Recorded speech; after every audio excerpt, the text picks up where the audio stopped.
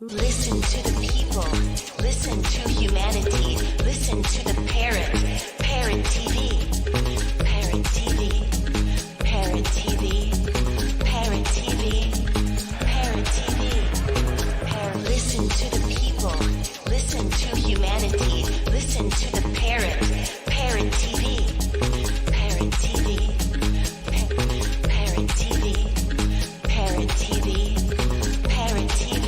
Listen to the people, listen to humanity, listen to the parrot, Parrot TV, Parrot TV, Parrot TV, Parrot. America Open Market, AO Market.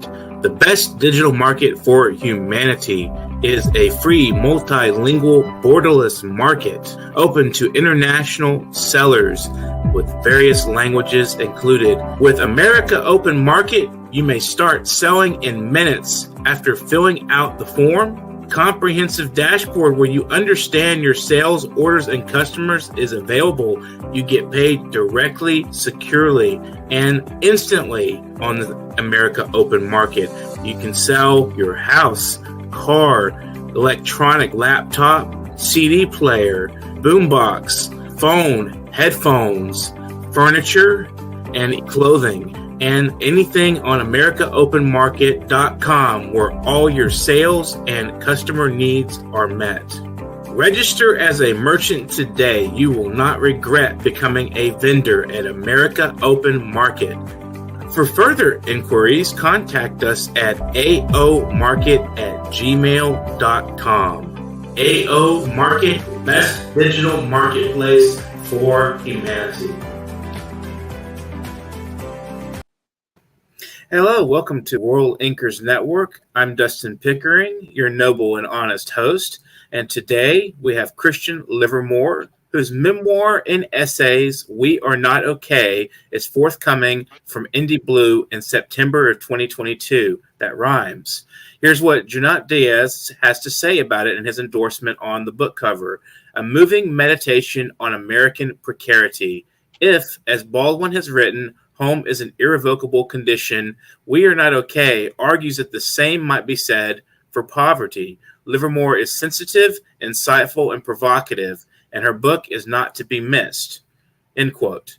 She is also the author of a fiction chapbook, Girl Lost and Found, from Alien Buddha Press in last year, 2021, and her stories and essays have appeared in anthologies and literary journals, including Santa Fe Writers Project, Salt Hill Journal, the Texas Review, Meat for Tea, and Witch Pricker. She has a PhD in creative writing from the University of St. Andrews in Scotland with an academic focus on medieval English literature and has taught creative writing at Newcastle University and medieval literature at the University of St. Andrews. She worked for 10 years as a journalist. Let's welcome Christian Livermore to the show. It's nice to see you. How are you? Nice to see you. I'm really well. How are you, Dustin? Doing pretty good. I appreciate you being on the show today. And I find it interesting. You know, my first question would be that you worked as a journalist for 10 years and you've written a memoir. How did the experience as a journalist influence your style of writing in the memoir and your approach to your writing of the memoir? You know, it's funny. I spent my first sort of year out of journalism trying to shed that kind of punchy journalistic style, sort of, you know, uncomplex sentences you're supposed to write for, you know, everybody so that everybody can understand. But I was working on fiction when I left, and, you know, the last thing you want is, you know, these sort of short, clippy, uninteresting sentences. So I spent a lot of time unlearning that style that I'd learned as a journalist. And then when I started work on the first essay in this collection, I found myself returning to it. Because the first essay that I wrote was about my father, and I knew I couldn't make him a grotesque, which was, you know, really could have happened with what I was talking about. So I decided to adopt a sort of reporting style with it, you know, very slightly distant, you know, objective style, as objective as I could be. And that kind of wound up carrying through to all the other essays I wrote. So actually, this memoir uses more of my journalism style than anything else I've written outside of journalism. That's interesting. So did you try to originally adapt a kind of poetic style or like a creative writing style, and it just wasn't working for you for the purpose of the book? No, I deliberately didn't adopt that style because I didn't want to have it come across as florid, because some of the material I'm writing about is really sensitive. I thought it could have come across as florid or angry or resentful, mostly in the essay about my father. And then that worked so well in that essay that I decided to keep that kind of slightly objective style. There's one essay in the book called All Come to Look for America, where I do adopt a slightly more ornate style in a few sections, just because I'm talking about kind of my heartbreak over the state of America. And so I use a phrase like mea culpa, mea maxima culpa. I have a few little flourishes like that, but mostly I tried to stick to a very kind of unadorned style for this book. So what are some of your central themes throughout the memoir? Well, it's a memoir about growing up in poverty, and they're sort of connected essays. Each one can be read on its own, or they can be read straight through as a collection, which I think is the best way to read them.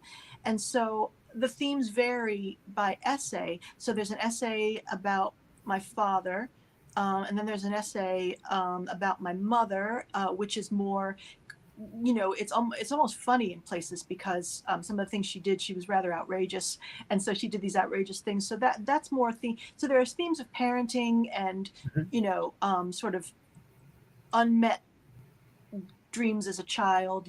Those themes run through both those essays. But in the memoir as a whole, I'm talking about what poor children don't get growing up, and poor adults don't get growing up in the United States. So there's a lot of there are a lot of themes of things you deal with in poverty, healthcare issues, and psychological issues that are caused by the shame of poverty, the physical issues it causes in your body, and I guess longing. Really, if you had to put one theme on the book, I guess I would call it longing. Yeah. And it's sort of like longing for a better life, or longing just like is a human emotion, or how would you describe that? It varies. Yeah, it varies per essay, but longing for the childhood I didn't have, longing for stability, longing for just a little bit more money, longing for dental care, longing for a healthy body, longing to not have my body have broken down at 54 because I didn't get, medical care.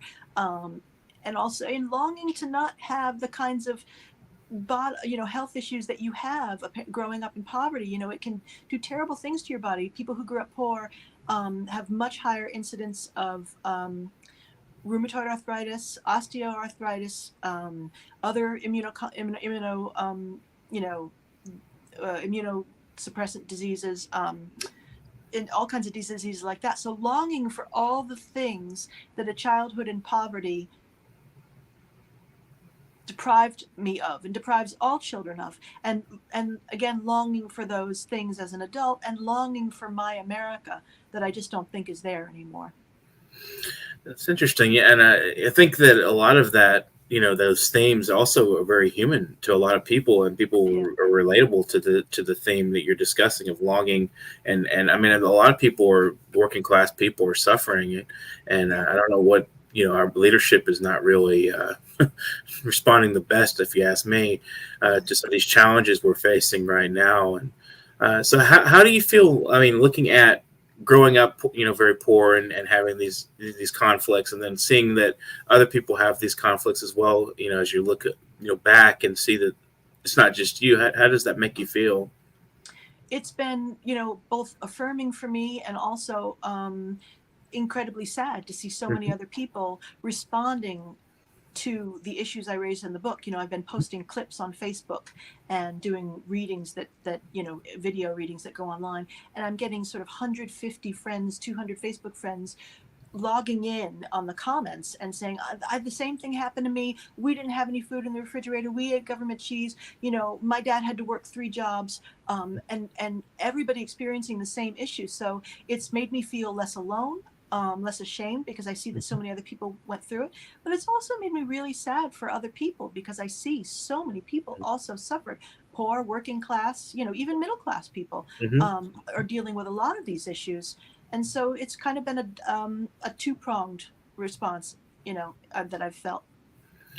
That's interesting, and I agree. I mean, it's and you bring in middle class as well. I mean, a lot of people in general, it's like the cost of living is just going up, and it's not incompatible with the the work that's being done, and for the working class and the middle class, and we're working hard and trying to do something positive and advance. And it's like you're told in the United States, especially, we're always fed this idea that you can get ahead in life if you just work hard and so forth. And that comes way back from the Protestant work ethic, I guess. And it's just not always compatible with reality. So, I mean, what would you offer a person in that position as far as like advice or like, consolation? That's someone struggling and they want to be a writer. Maybe let's just say they want to be a writer. How would you tell that person to pursue that dream? I would say you just have to do it, because nobody's going to help you. Really, poor people get overlooked a lot. The working class get overlooked a lot. I mean, we're getting a little more help now, but nobody's going to help you. I don't want to say that nobody cares, but not a whole lot of people care, honestly, who aren't in that position themselves.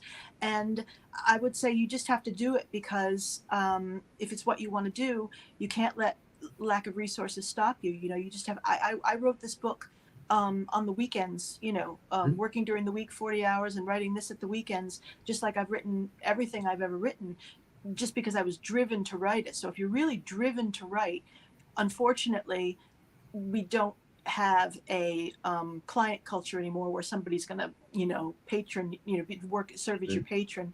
So you just have to find a way to do it and know that the work is important and that you will find your audience. Just like I found my audience with this book, you will find your audience, and then they'll care. What prompted you to write from the beginning? I mean, what was it that gave you this feeling of you have to write stories and be a journalist and things like that? What do you think, if early in life, or was it later on, maybe? No, it was actually from, I don't know how long I wanted to do it, but when I was 7 years old, my grandmother and I were sitting on the front steps outside her. She had a little lunch place, and we had just finished serving the lunch people and cleaning up. So it was about 3 p.m. We were sitting out there, and I was 7 years old, and she asked me what I wanted to be when I grew up. And out of the blue, I said a writer. And from the moment, I don't know where it came from, but the moment I said it, it's the only thing I've ever wanted. Except briefly, I wanted to be an ichthyologist when I was about 13, a shark scientist, but then I knew I couldn't handle the science. Yeah, being a writer was the only thing I ever wanted for some reason. I never wanted to be an astronaut or a ballerina or a veterinarian or a doctor. Any of those things kids talk about, never. Just always wanted to be a writer. And, when I was 16 years old, I bought myself a typewriter. And before that, I was writing by hand. And I've just always worked toward that goal. And journalism was kind of, I believe in journalism. I believe in the work. So I wanted to do it for that reason. But I also wanted to do it because it was a chance to write and hone my skills. So that's why I got into journalism. But before that, I had worked as a proofreader and copy editor for 14 years in New York City, and it was just a job to pay the bills so I could write, and I did not want a career job. I wanted something where I could go home and forget about it so I could write. It's all I've ever wanted to be. Wow, it's funny when I have that in common with you, because I also had a brief moment. I always wanted to be a writer or some kind of artist. I always said artist or a writer, and I always kind of found those to be sort of compatible in a lot of ways.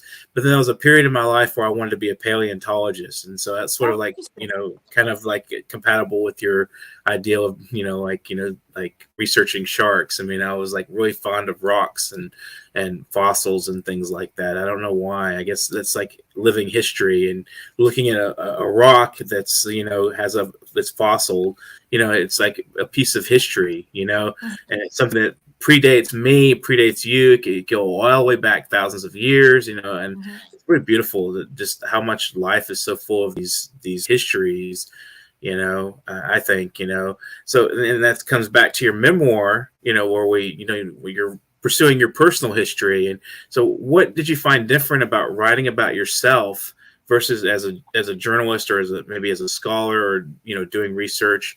What do you find different about more personal writing than from those forms? Mm.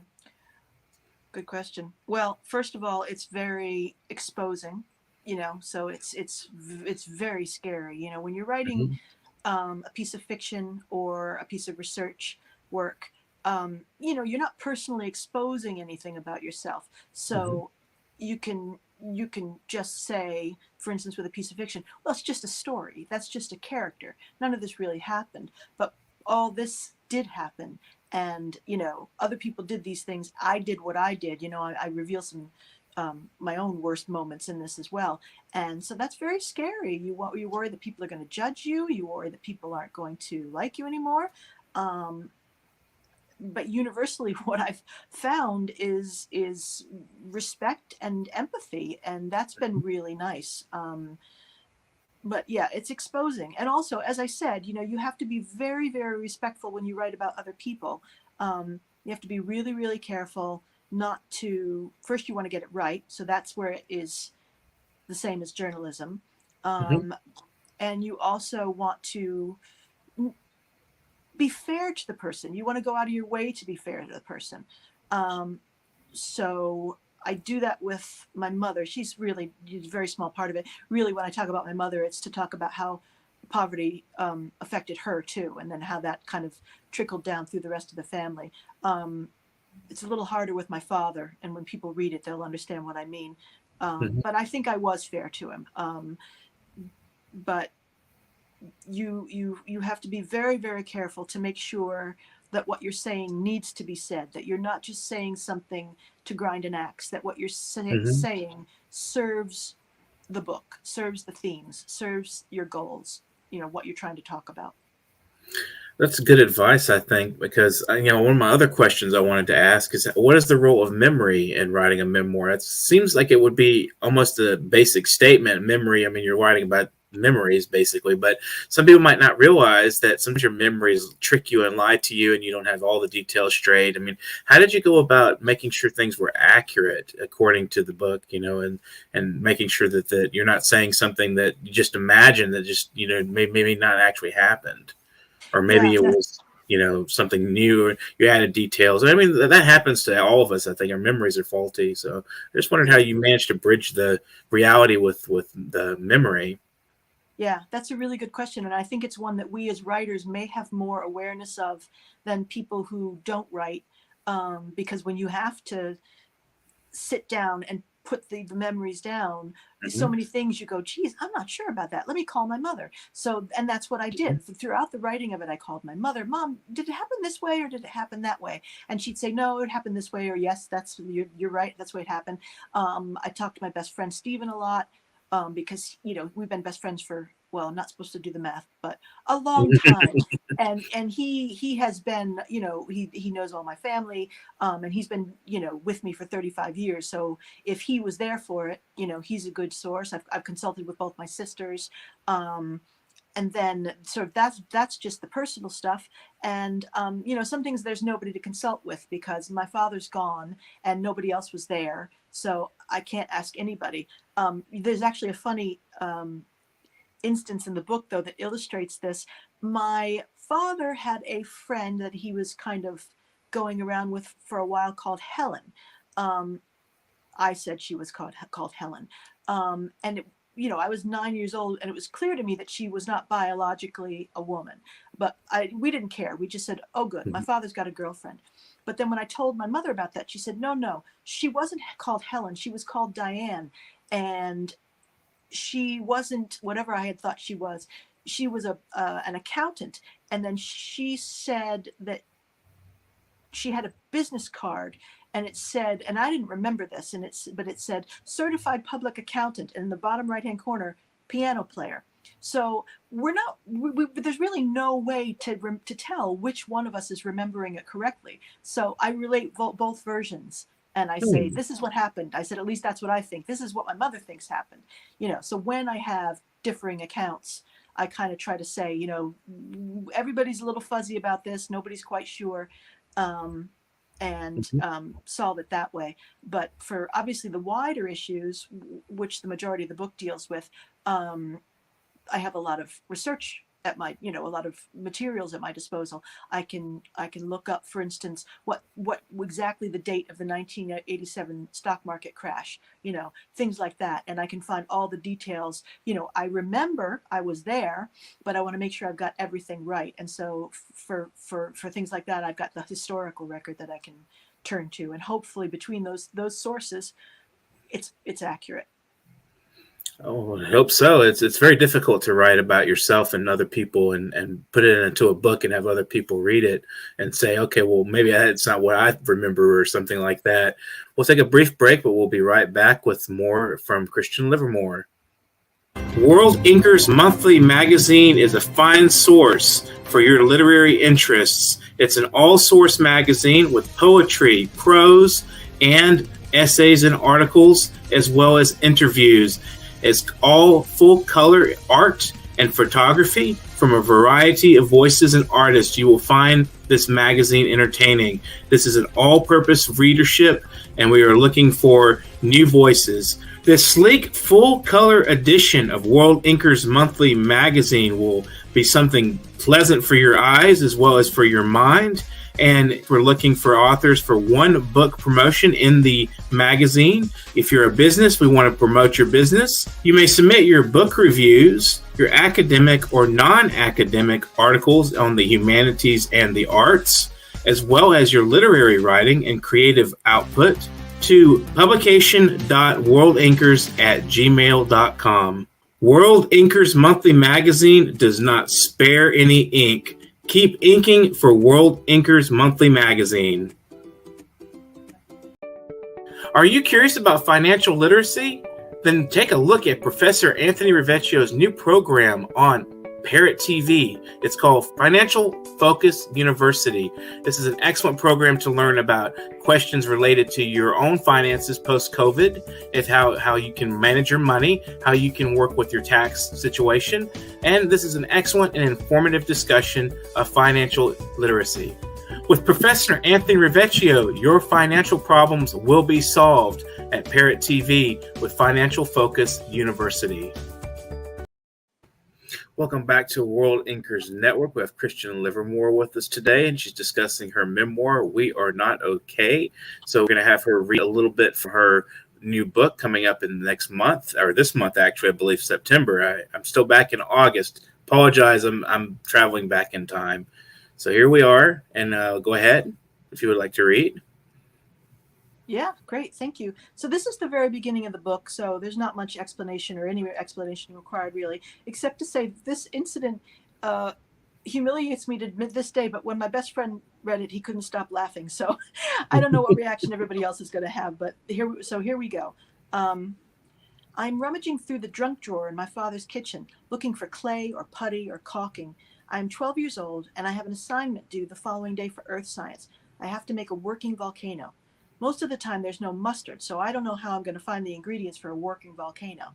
Even now, years later, the bar for financial security is mustard and paper towels. If I can afford both mustard and paper towels, I feel I'm doing pretty damn well. But on the night in question, my father has said he can't afford the plaster of Paris I need to make this working volcano, so I'm looking for anything I can use instead. I call it my father's kitchen. It's my father's apartment, really. I live there, I suppose. But it would be more accurate to say that I occupy the back bedroom of the place. I use the bathroom and forage food from the kitchen cupboards and refrigerator, cereal and bread and government cheese and whatever else I can find.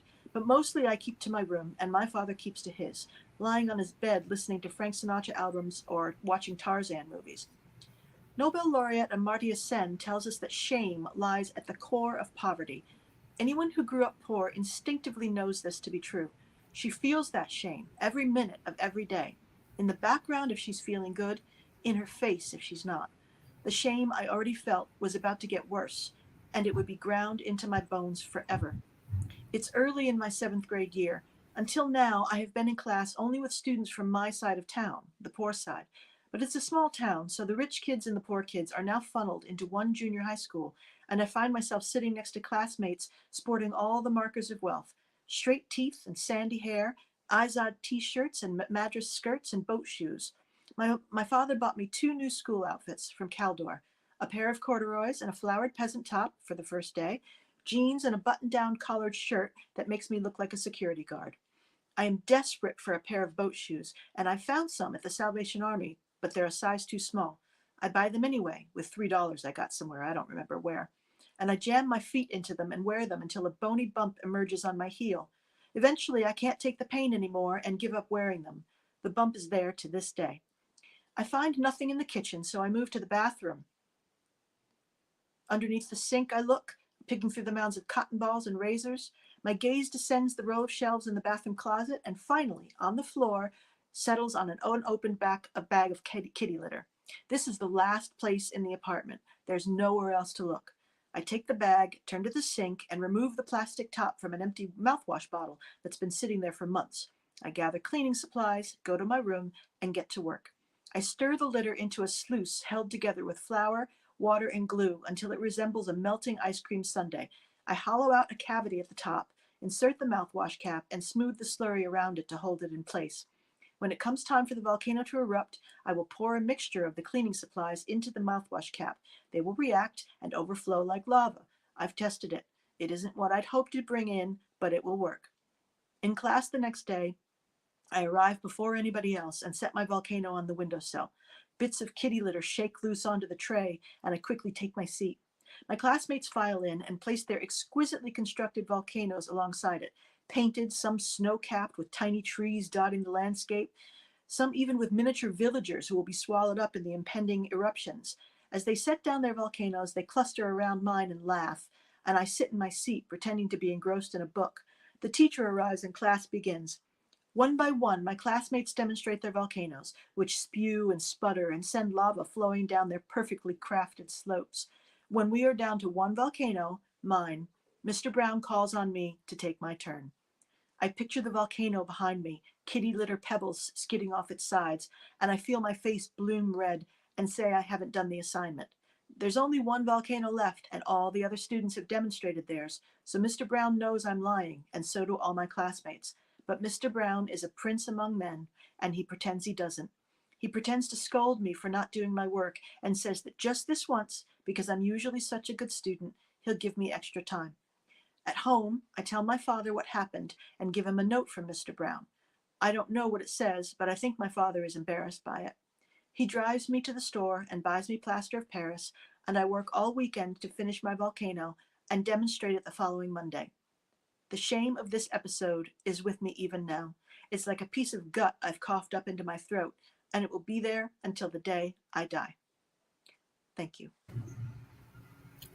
Wow, that's a powerful confession there. And I applaud your inventiveness and creating a volcano, even though you didn't have the materials. I mean, that's an interesting story, and it's very interesting to, I mean, how do you mentioned at the end, that you still have feelings towards this event. So how does it feel to read this and have it broadcast on YouTube? I'm just curious. Completely humiliating. Yeah, oh, completely wow. humiliating. But I mean, this is what the book is about. The book, the project of the book is to talk about the shame of poverty that never leaves you. So these things, like I said, my best friend thought it was funny. He didn't, he's like, oh, who cares, but he understood why I would feel shame. But, his reaction made me feel a little better that to nobody, it was nobody else. It was a big deal. But to me, yeah, it's absolutely humiliating. I'll never forget it. How does it feel in general to have completed the book and have it available for people to read and just in general? Is it a purge, or does it feel like, catharsis, or is it still kind of something that lives within you and settles more than before? It's been very cathartic, actually, and I didn't realize it would be. My master's tutor, had been encouraging me to write about my childhood for ages. And I was saying, oh no, who wants to hear about that? And he said, everybody wants to hear, this is interesting stuff. And, people suffer, other people have dealt with these things. And one thing he finally said convinced me. He gave me the assignment that wound up being the essay about my father. But one thing he said really struck me. He said, we don't write about these things for sympathy or to get attention. Are you still there? Froze up. I'm not sure if you're still with us or if there was an issue with something. Okay.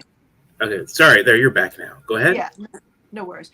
And I thought, because he wrote a very exposing memoir, and it did make me feel less alone to read it. And so once he said that, I began to see a way that I could write about these things, and it would be helpful to other people, and it would let other people know they weren't alone. So that's been happening, and the more people who read the excerpts and see the videos and email to tell me how much it kind of spoke to them and mirrored kind of their own experience, the less ashamed I feel, actually.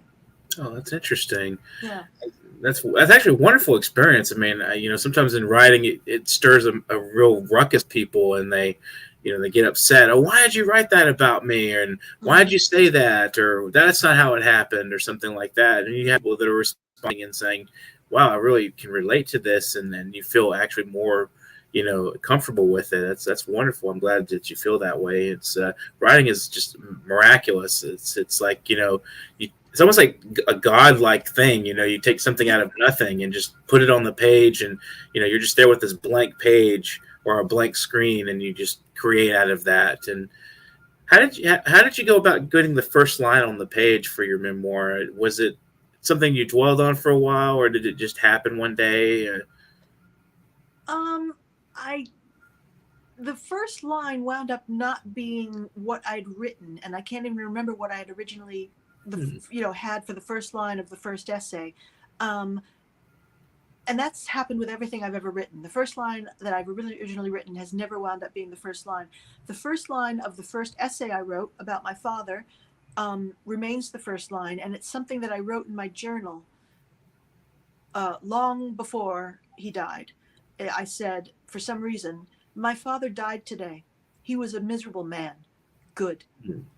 And that remained the first line. And I don't know why I even wrote it in my journal. I believe we lost sound from you. Can you hear me? You lost the sound there. I think that something happened.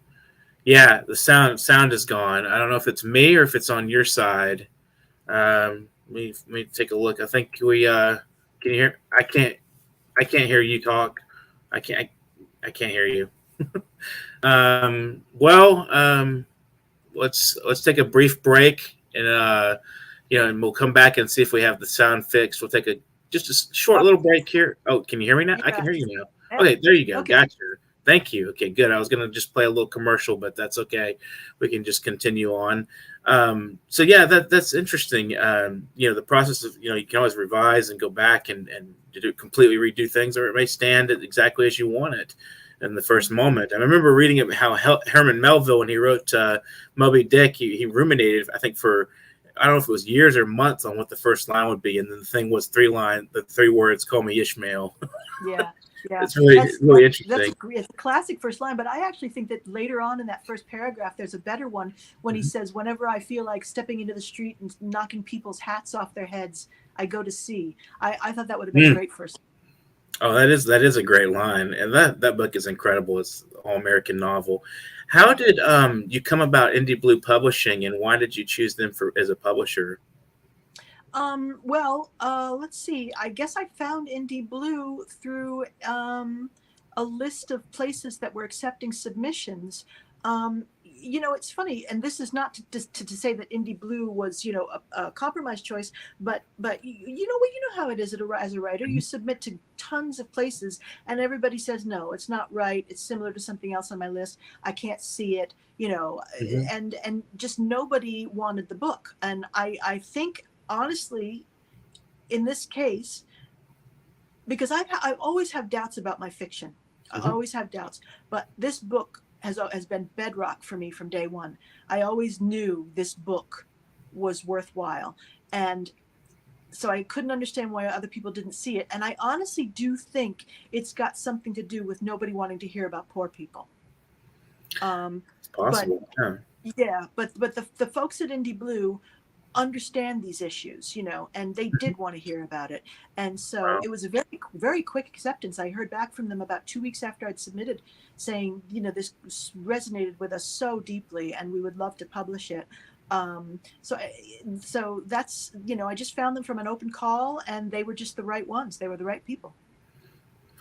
Do you think anything similar to what you've written exists, or do you feel like you filled a vacuum in the literary community by writing it? I think I filled a vacuum because, when you submit, a lot of the times they want you to give them names of 2 or 3 comp books that are like your book. Mm-hmm. And I couldn't find any. I found one that was kind of shared some DNA with it, but it was about poverty in Britain. There's very little on the market about it. I just think people don't want to talk about poor people. And in fact, Nancy Eisenberg, who wrote White Trash, the 400-year untold history of poverty in America, she said something similar to me via email, that nobody's talking about these issues, and they need to be. Right. Yeah.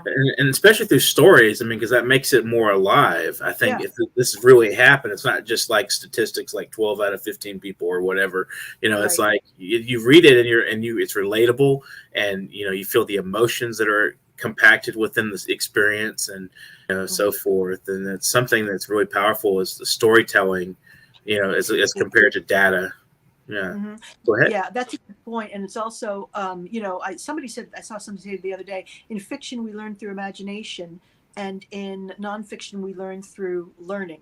But, I think this memoir like this kind of accomplishes both, because it lets the reader use their imaginations. But since they know it's true, it also kind of tells them something that, hey, maybe you didn't know this is going on, but millions of your fellow Americans are really suffering. So I think it can really be good for, opening the door for that discussion, and maybe letting people know, hey, your neighbors probably aren't as well off as you think they are. Right. Absolutely. Yeah. And it's good to have those discussions. What kind of, advice or words would you leave our audience with at the conclusion of the program today? About writing or about the state of America? Which one do you want? Either way you want to look at it. Maybe both. Yeah. Okay. Well, in terms of writing, I would say that, you just have to believe in yourself, because nobody else is ever going to believe in you until you make it. A couple of people like Candace and people at Indie Blue, they believed in me, but that's rare. So you have to do it. You have to do it because you need to do it. And eventually somebody will care. And in terms of the state of the United States, we are not okay. We need to start looking at poverty, not just looking at the wealthy and the middle class to some extent, but looking at working class people, looking at poor people, people that live below the poverty line, people in Tennessee who go to get their, teeth pulled once a year from the dentist to set up the tents and do it out of charity. People who can't afford food for their kids, people who can't afford a car and they have to get public transportation, and they can't bring healthy food home, so they have to just buy at the local bodega. We need to start looking at those people. They're there. We're here. And we need help, and we're not, poor people are not lazy. They're not layabouts. It's a system that has been rigged from the very foundation when they were bringing over ex-convicts from Britain to till the soil. They were called waste people then. They were a ready-made labor pool that they knew they could use because they were poor, and it continues to this day. And you can't maintain a country like that with any kind of sense of well-being and fabric knitting us together. So we need to start looking at it before it all collapses beneath our feet. Absolutely. And I think one of the things I've noticed is a lot of those kinds of narratives are demonized as like, oh, you're a communist or a socialist or a riffraff or whatever. And I think it is very important to hear from a human perspective, not an ideological perspective, stories as you mentioned. So would you like to give any thank yous or shout outs to anyone as well? Yeah, I want to thank everybody at Indie Blue, Christine, Candace and Vic. And I want to thank you for having me on this show today. And I want to thank, well, I can't talk about that yet because that's not come out yet. I want to thank everybody who's been supportive of the book and who's given me blurbs and who have reviews of the book coming out. And I want to thank readers who've already been in touch with me about it. Well, thanks for joining us today, Christian. If you have any other people you think would be interested in being on the program, let them know and I'll put them on. So that was an excellent discussion of Christian Memoirs, Livermore's essay, collection of essays and memoir essays, We Are Not Okay. So we can go back to the program on Saturday and just join us then. And in the meantime, remember, you can donate to the program. Let's continue to make this available for people at paypal.me/nyparrot, paypal.me/nyparrot. Remember that PayPal address. And if you want to be on the program, just write to me, Dustin Pickering, at publication.worldinkers@gmail.com. Send a bio and a headshot. And if you want to send some samples of your work as well to give me an idea of what you represent and who you are, that would be excellent. And remember, we have a publication we run online at worldinkers.com if you want to take a look at that. And if you want to submit to that, that's the same email, publication.worldinkers@gmail.com. I want to again thank all our viewers. Subscribe to our channel, like, share, just do everything you can to help promote us. We would love to hear from you as well. If you want to leave some comments during the program, feel free to do that. We'd love to hear what you have to say. Any questions for our authors during the program? Remember, that's also a possibility if you just drop a line on the comments. Thanks again, Christian, for joining us today. And thanks to Indy Blue for publishing this memoir, We Are Not Okay. And I hope to see you guys again Saturday and also on Tuesdays at the same time, 2 o'clock. Thank you again and have an excellent afternoon. Get to writing. Listen to the people. Listen to humanity. Listen to the parrot. Parrot TV.